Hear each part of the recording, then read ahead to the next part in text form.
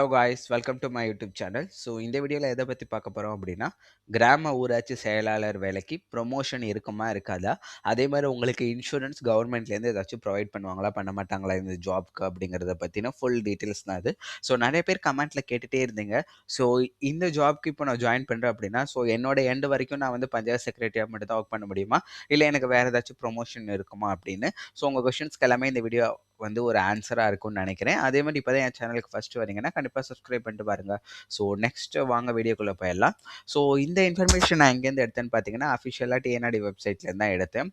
So இந்த promotion details என்ன இந்த இன்ஃபர்மேஷனில் மென்ஷன் பண்ணியிருக்காங்க அப்படின்னு பார்த்தீங்கன்னா, ஸோ இளநிலை உதவியாளர், காசாளர், ஊர்நல அலுவலர் நிலை 2. ஸோ இந்த 3 வேலைக்கும் ஒரு வேக்கன்சி ஏற்படுதுன்னு வச்சுக்கோங்களேன். வேக்கன்சினா ஒரு 100 பேர் ஆள் எடுக்கிறாங்க இந்த 3 ஜாப்க்குன்னு வச்சுக்கோங்களேன்.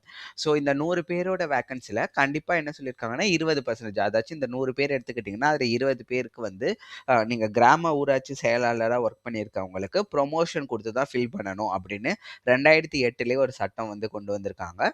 ஸோ இந்த அரசாணைப்படி தான் வந்து கண்டிப்பாக உங்களுக்கு ப்ரொமோஷன் இருக்கும். ஃபார் எக்ஸாம்பிளுக்கு இப்போ நீங்கள் பஞ்சாயத்து செக்ரட்டரியாக ஜாயின் பண்ணிடுறீங்க அப்படின்னா, உங்களுக்கு வந்து ஒரு சில ஆண்டுகள் வந்து நீங்கள் கண்டிப்பாக ஒர்க் பண்ணியிருக்கணும். ஒர்க் பண்ணி முடிச்ச அப்புறம் அந்த எலிஜிபிலிட்டி அட்டென்ட் பண்ண அப்புறம் ஸோ நீங்கள் இளநிலை உதவியாளராக இருக்கட்டும், காசாளராக இருக்கட்டும், இல்லை ஊர்நல அலுவலர் நிலை 2 இருக்கணும்.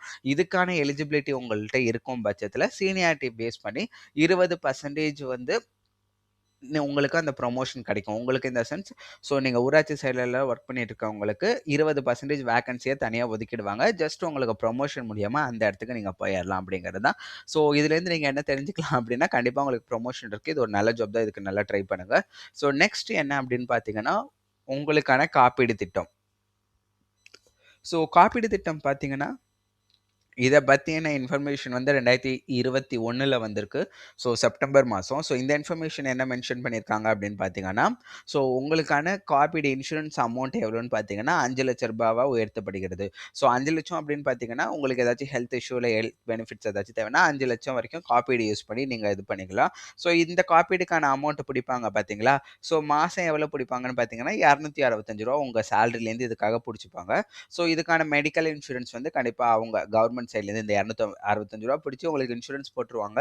ஸோ இந்த இன்சூரன்ஸில் என்னென்ன கவர் ஆகுதோ அதை வச்சு நீங்கள் எந்த ஹாஸ்பிட்டலில் போனாலும் செக் பண்ணிக்கலாம். இந்த சேம் ப்ரொசீஜர் தான் எல்லா ப்ரைவேட் கம்பெனியில் கூட யூஸ் பண்ணுவாங்க.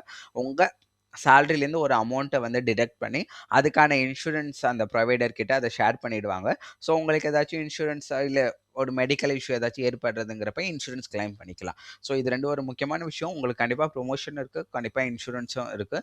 ஸோ இதை பற்றின வேறு ஏதாச்சும் டீட்டெயில்ஸ் வேணும், ஒரு வேளை நீங்கள் ரிட்டைர்மெண்ட் ஆகிறப்போ உங்களுக்கு எவ்வளோ சம்பளம் கையில் கொடுப்பாங்க, சம்பளம் இந்த சென்ஸ் இந்த செட்டில்மெண்ட் அமௌண்ட் எவ்வளோ இருக்கும், ஸோ இந்த மாதிரி ஃபர்தராக வேறு ஏதாச்சும் டீட்டெயில்ஸ் வேணால் கண்டிப்பாக கமெண்ட் பண்ணுங்கள். நான் அஃபிஷியலாக இன்ஃபர்மேஷன் கேதர் பண்ணிவிட்டு உங்களுக்கு சொல்கிறேன். ஸோ நெக்ஸ்ட் வீடியோ என்ன வேணும் அப்படின்னு கண்டிப்பாக கமெண்ட் பண்ணுங்கள். பாய் பாய்.